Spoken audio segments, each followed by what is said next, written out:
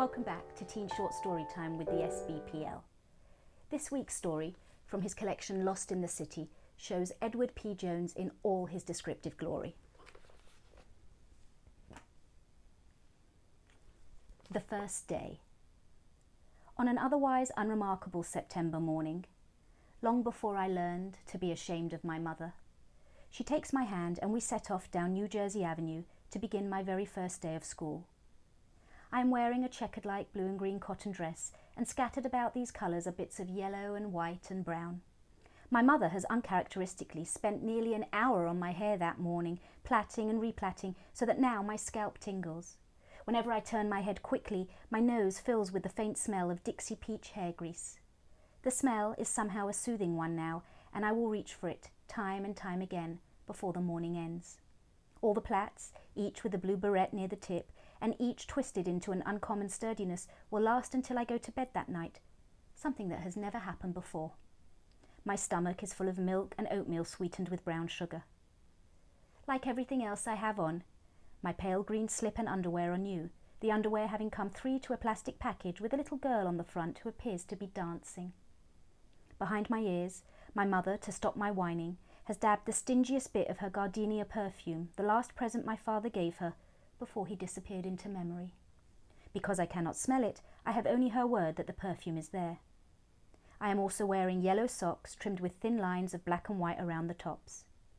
My shoes are my greatest joy, black patent leather miracles, and when one is nicked at the toe later that morning in class, my heart will break.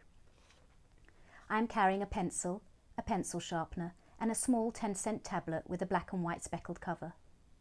My mother does not believe that a girl in kindergarten needs such things, so I am taking them only because of my insistent whining and because they are presents from our neighbours, Mary Keith and Blondell Harris. Miss Mary and Miss Blondell are watching my two younger sisters until my mother returns. The women are as precious to me as my mother and sisters.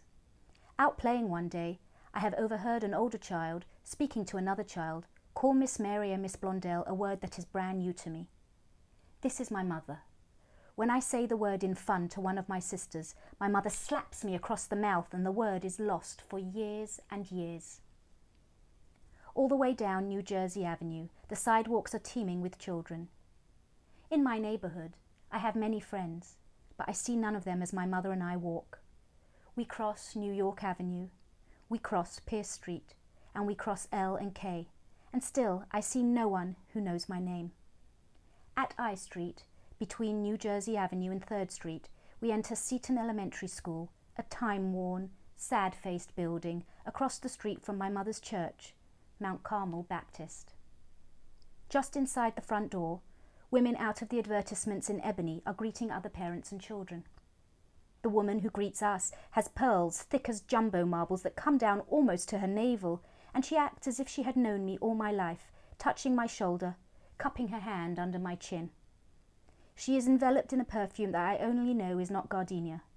When, in answer to her question, my mother tells her that we live at 1227 New Jersey Avenue, the woman first seems to be picturing in her mind where we live. Then she shakes her head and says that we are at the wrong school, that we should be at Walker Jones. My mother shakes her head vigorously. I want her to go here, my mother says. If I'd have wanted her someplace else, I'd have took her there. The woman continues to act as if she has known me all my life. But she tells my mother that we live beyond the area that Seton serves. My mother is not convinced, and for several more minutes she questions the woman about why I cannot attend Seton. For as many Sundays as I can remember, perhaps even Sundays when I was in her womb, my mother has pointed across I Street to Seton as we come and go to Mount Carmel. You're going to go there and learn about the whole world. But one of the guardians of that place is saying no, and no again. I'm learning this about my mother. The higher up on the scale of respectability a person is, and teachers are rather high up in her eyes, the less she is liable to let them push her around. But finally, I see in her eyes the closing gate, and she takes my hand and we leave the building. On the steps, she stops as people move past us on either side. Mama, I can't go to school? She says nothing at first, then takes my hand again, and we are down the steps quickly and nearing New Jersey Avenue before I can blink. This is my mother. she says. "One monkey don't stop no show." Walker Jones is a larger, newer school, and I immediately like it because of that. But it is not across the street from my mother's church, her rock, one of her connections to God, and I sense her doubts as she absently rubs her thumb over the back of my hand. We find our way to the crowded auditorium where grey metal chairs are set up in the middle of the room. Along the wall to the left are tables and other chairs. Every chair seems occupied by a child or adult. Somewhere in the room a child is crying, a cry that rises above the buzz talk of so many people. Strewn about the floor are dozens and dozens of pieces of white paper, and people are walking over them without any thought of picking them up, and seeing this lack of concern, I am all of a sudden afraid. "Is this where they register for school?" my mother asks a woman at one of the tables. The woman looks up slowly, as if she has heard this question once too many. She nods. She's tiny, almost as small as the girl standing beside her. The woman's hair is set in a mass of curlers, and all of these curlers are made of paper money. Here a dollar bill, there a $5 bill. The girl's hair is arrayed in curls, but some of them are beginning to droop, and this makes me happy. On the table beside the woman's pocketbook is a large notebook, worthy of someone in high school, and looking at me, looking at the notebook, the girl places her hand possessively on it. In her other hand she holds several pencils with thick crowns of additional erasers. "These the forms you got to use?" my mother asks the woman, picking up a few pieces of the paper from the table. "Is this what you have to fill out?"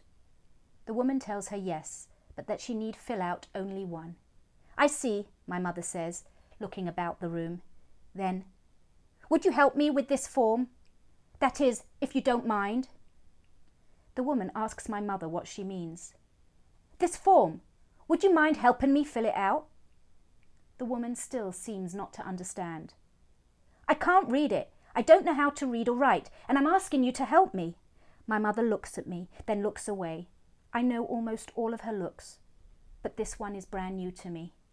"Would you help me then?" The woman says, "Why, sure," and suddenly she appears happier, so much more satisfied with everything. She finishes the form for her daughter, and my mother and I step aside to wait for her. We find 2 chairs nearby and sit. My mother is now diseased, according to the girl's eyes, and until that moment that her mother takes her and the form to the front of the auditorium, the girl never stops looking at my mother. I stare back at her. "Don't stare," my mother says to me. "You know better than that." Another woman out of the ebony ad takes the woman's child away. "Now," the woman says upon returning, "let's see what we can do for you two." My mother answers the questions the woman reads off the form. They start with my last name, and then on to first and middle names. This is school, I think. This is going to school. My mother slowly enunciates each word of my name. This is my mother. As the questions go on, she takes from her pocketbook document after document, as if they will support my right to attend school, as if she has been saving them up for just this moment. Indeed, she takes out more papers than I have ever seen her do in other places. My birth certificate, my baptismal record, a doctor's letter concerning my bout with chickenpox, rent receipts, records of immunisation, a letter about our public assistant payments, even her marriage licence, every single paper that has anything even remotely to do with my 5-year life. Few of the papers are needed here, but it does not matter, and my mother continues to pull out the documents with the purposefulness of a magician pulling out a long string of scarves. She has learned that money is the beginning and end of everything in the world, and when the woman finishes, my mother offers her 50 cents, and the woman accepts without hesitation. My mother and I are just about the last parent and child in the room. My mother presents the form to a woman sitting in front of the stage, and the woman looks at it and writes something on a white card, which she gives to my mother. Before long, the woman who has taken the girl with the drooping curls appears from behind us, speaks to the sitting woman, and introduces herself to my mother and me. She's to be my teacher, she tells my mother. My mother stares. We go into the hall where my mother kneels down to me. Her lips are quivering. "I'll be back to pick you up at 12 o'clock. I don't want you to go nowhere. You just wait right here and listen to every word she say." I touch her lips and press them together. It is an old, old game between us. She puts my hand down at my side, which is not part of the game. She stands and looks a second at the teacher, then she turns and walks away. I see where she's darned one of her socks the night before. Her shoes make loud sounds in the hall.